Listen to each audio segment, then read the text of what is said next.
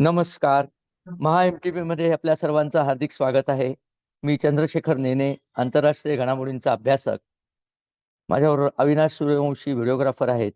हा व्हिडिओ मी पुण्याहून करतोय, त्यामुळे कदाचित थोडीशी आवाजाची क्वालिटी खराब होण्याची शक्यता आहे, तेव्हा सांभाळून घ्या. हा व्हिडिओ अर्थातच सध्या इस्रायल आणि हमास ही दहशतवादी संघटना जी आहे त्यांच्यामधल्या लढाई संबंधात आहे. या लढाईच्या घटना इतक्या वेगाने पुढे सरकतायत की असे व्हिडिओ कदाचित मला तासातासाने करावे लागतील असं वाटतं. कारण आज आपण जर बघितलं तर 2 तासापूर्वी अमेरिकेचे राष्ट्राध्यक्ष जो बायडन हे आपल्या सगळ्या ताफ्यासह त्यांचं जे स्वतंत्र विमान आहे, ज्याला एअरफोर्स 1 असं म्हणतात, आणि ज्याच्याबरोबर फायटर विमानांची एक ताफा असतो त्याच्या संरक्षणाकरता, ते इस्रायलला आलेले आहेत. यापूर्वी अमेरिकन राष्ट्राध्यक्षांनी युद्धमान देशात जाण्याच्या घटना फार थोड्या घडलेल्या आहेत. व्हिएतनामच्या युद्धाच्या वेळेला अमेरिकेचे राष्ट्राध्यक्ष तिथे गेले होते. जॉर्ज बुश अफगाणिस्तानात देखील गेलेले होते. परंतु एक लक्षात घ्या, त्या दोन्ही ठिकाणी एकतर युद्धावरती अमेरिकेचा संपूर्ण वर्चस्व होता, दोन्ही ठिकाणी अमेरिकेचं सैन्य त्या युद्धात होतं, आणि महत्वाची गोष्ट म्हणजे ती दोन्ही मोठे देश होते.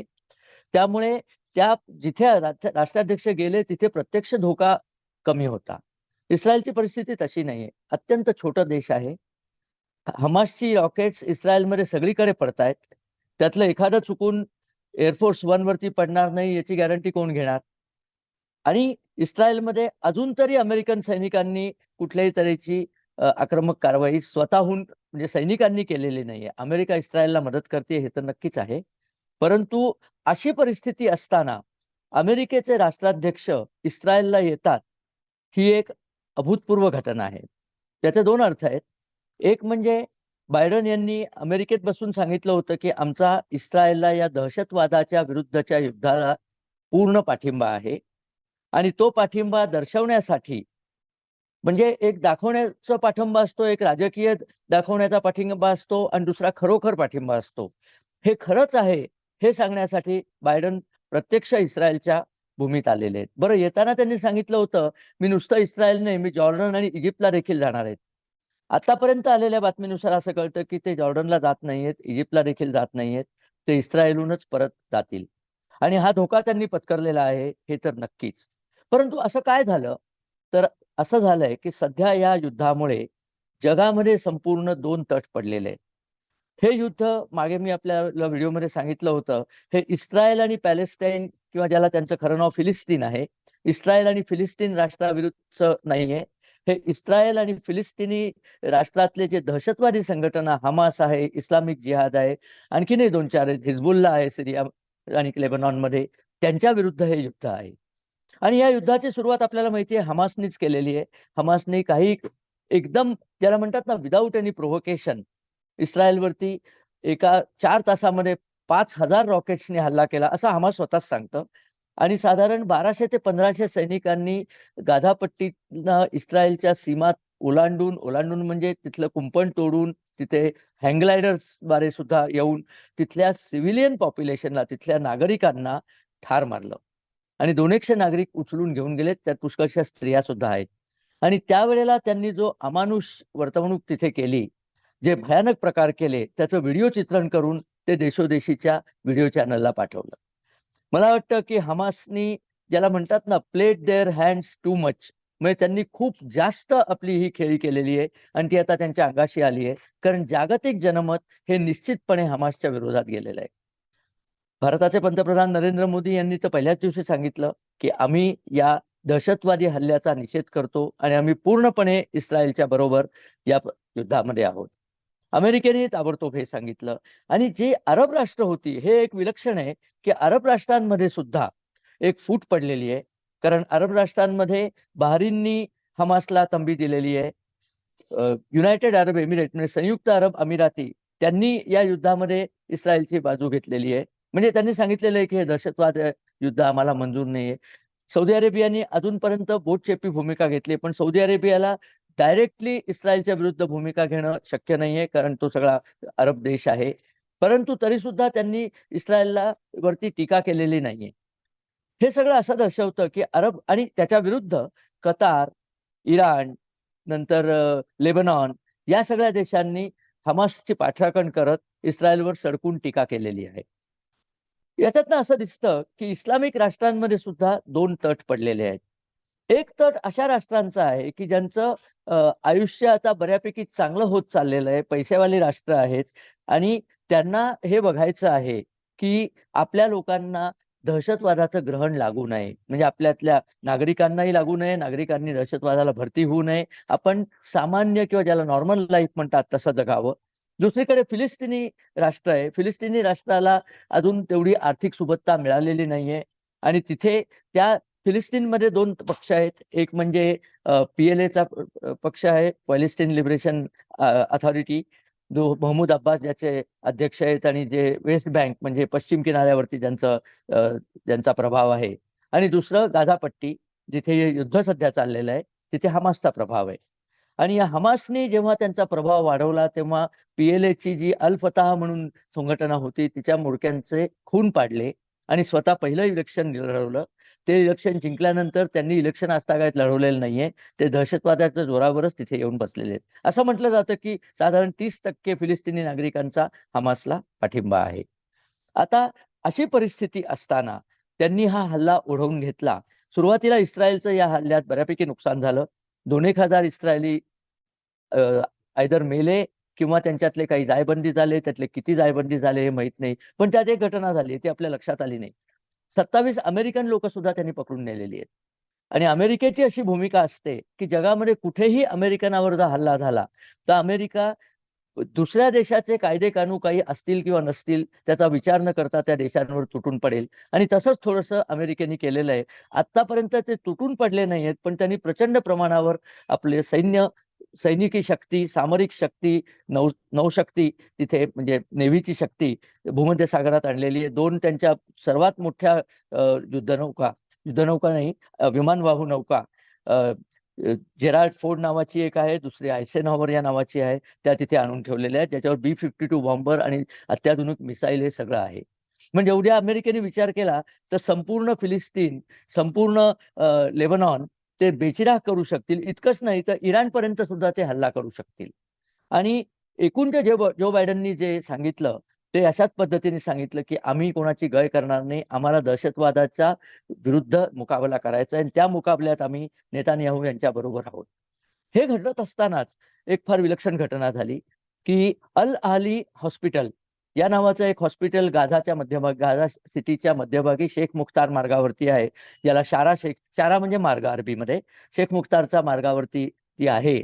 आणि त्याच्यावरती मिसाईल पडलं, त्याच्यावरती रॉकेट अटॅक झाला आणि सुरुवातीला असं सांगण्यात आलं की 500 लोक मेली. आता असं कळतंय की 1200 लोक मेली. आणि ही लोक सगळी हॉस्पिटलमध्ये असलेली पेशंट्स होती, हॉस्पिटलमधले रुग्ण होते, रुग्णसेवक होते, डॉक्टर होते. कोण मेलं हे नक्की माहित नाहीये. आता ही बातमी आल्या क्षणी हमासने सांगायला सुरुवात केली की हे इस्रायलने आमच्या हॉस्पिटलवर हल्ला केलाय. सुरुवातीला ही बातमी न्यूयॉर्क टाइम्सनी सुद्धा अशीच लावली की इस्रायलने हॉस्पिटलवर हल्ला केला. एका तासामध्ये तुम्हाला हे चित्र सुद्धा दिसेल, न्यूयॉर्क टाइम्स सारख्या वर्तमानपत्राने आपली बातमी 3 वेळा बदलली एका तासामध्ये. अगोदर सांगितलं की इस्रायलने हल्ला केला, मग सांगितलं की नुसता हल्ला झाला, 500 लोक मेली, आणि तिसरी बातमी तर फारच विलक्षण होती. साधारण 50 मिनिटांमध्ये ती बदलली त्यांनी. त्यांनी सांगितलं की तिथे स्फोट झाला आणि त्या स्फोटामुळे 1200 लोक मेले. आता हॉस्पिटलमध्ये स्फोट कसा होईल हो? हॉस्पिटलमध्ये स्फोट होण्यासारखं काय असतं? एक बॉयलर असतो, बाकी काही नसतं. या हॉस्पिटलमध्ये हमासनी आपला दारुगोळा लपवलेला होता. हे इस्रायली सैन्याने ताबडतोब याच्यावरती प्रवक्त्यांनी सांगितलेलं आहे. या हॉस्पिटलमध्ये त्यांनी आपला दारुगोळा लपवलेला होता. त्यामुळे त्याच्यावरती जेव्हा रॉकेट पडलं तेव्हा त्या स्फोटाने संबंध हॉस्पिटल हादरलं आणि जे मेलेत ते सगळे फिलिस्तिनीच आहेत, कारण ते गाझामधलं हॉस्पिटल आहे, तिथे इस्रायलचा एक सुद्धा मनुष्य नाहीये. आता इस्रायलच्या लोकांनी आणि तिथल्या हमास नाही, फिलिस्तिनी लोकांनी सुद्धा या हल्ल्याचा व्हिडिओ नेटवरती टाकलेला आहे. त्या व्हिडिओत स्पष्टपणे दिसतं की हे मिसाईल आहे, हे समुद्राकडनं उडालं आणि त्या हॉस्पिटलवर येऊन पडलं. इस्रायली सैन्याने सांगितलेलं आहे की इस्लामिक जिहाद नावाची जी एक दुसरी दहशतवादी संघटना आहे, ज्यांचं हमासची वाकडं आहे बरं का, त्यांचे आपापसात भांडण आहेत.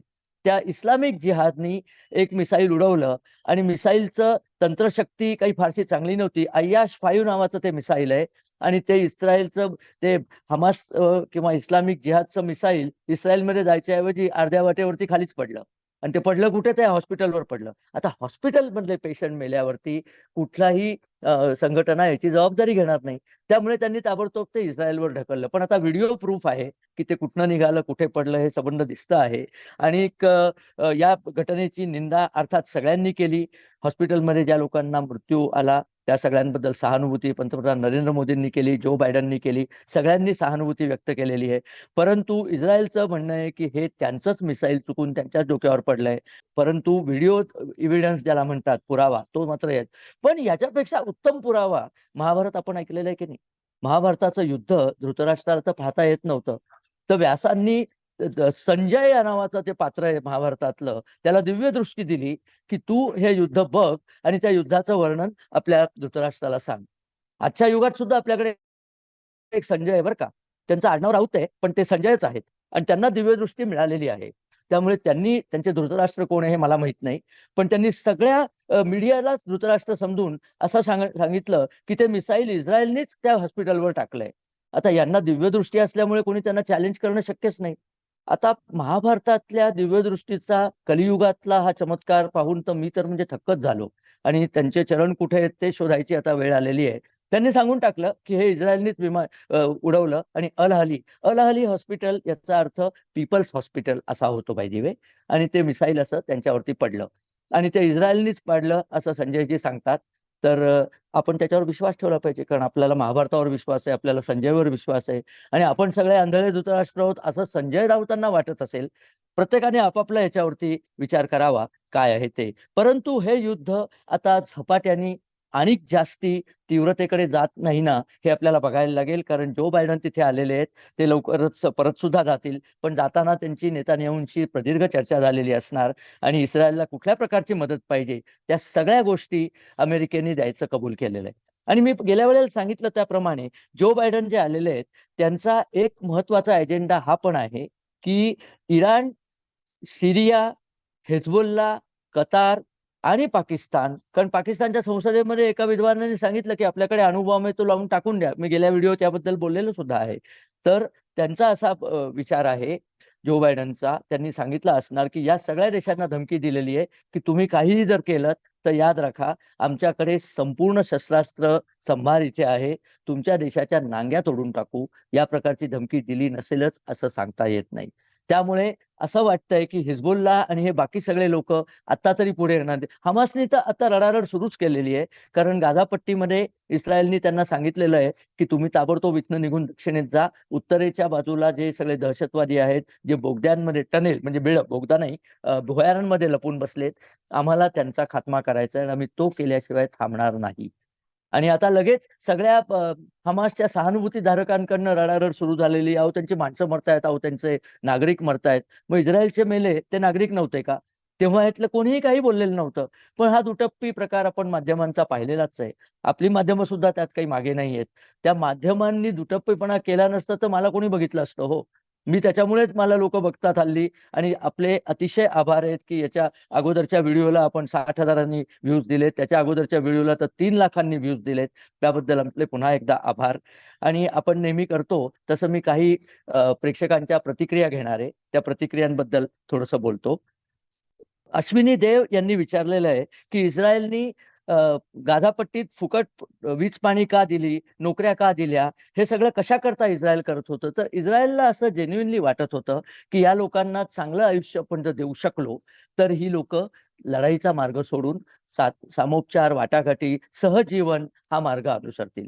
2 वर्ष त्यांनी तसा मार्ग अनुसरल्याचं नाटक सुद्धा केलं. परंतु इस्रायलच्या लक्षात आता आलं असेल की हे सगळं नाटकच होतं. ते पुन्हा त्यांच्या दहशतवादी कारवायांमध्ये आलेले आहेत. तर आता इस्रायल असं करील का? मला नाही वाटत त्याच्यानंतर इस्रायल यांच्यावरती विश्वास ठेवेल. आणि असाही एक प्रचार केला जातो की या नागरिकांवरती दंडुकेशाही इस्रायल करतं. तो अशा करता की जेव्हा ही लोक नोकऱ्यांकरता इस्रायलमध्ये जातात गाझापट्टीतून, तेव्हा त्यांची पूर्णपणे तपासणी होते. पण ती तपासणी होणं साहजिकच नाही का? कारण ही लोक जेव्हा जातील अशी, तेव्हा त्यांनी जर स्वतःबरोबर बॉम्ब नेले आणि इस्रायलमध्ये बॉम्बस्फोट झाले तर कसं चालेल? तेव्हा ही तपासणी म्हणजे त्यांच्यावर दंडुकेशाही होते. तुमचं वर्तन तसं होतं म्हणून ती दंडुकेशाही होते. भारतीय मनुष्य इस्रायलमध्ये गेला तर त्याची अशी तपासणी होत नाही, किंवा इतर कुठल्याही देशाचा मनुष्य इस्रायलमध्ये गेला तेव्हा त्याची अशी तपासणी होत नाही. तेव्हा हे त्या प्रश्नाचं उत्तर मला वाटतं. अरविंद मेहतांनी विचारलंय की हमास हल्ले थांबवेल का? हमासचे हल्ले जर थांबले तर इस्रायल नंतर मागे येईल का, असाही त्याला एक उपप्रश्न आपण म्हणू शकतो. हमास हे हल्ले आता थांबवेल कारण त्यांची मिसाईलची संख्या आता संपलेली आहे.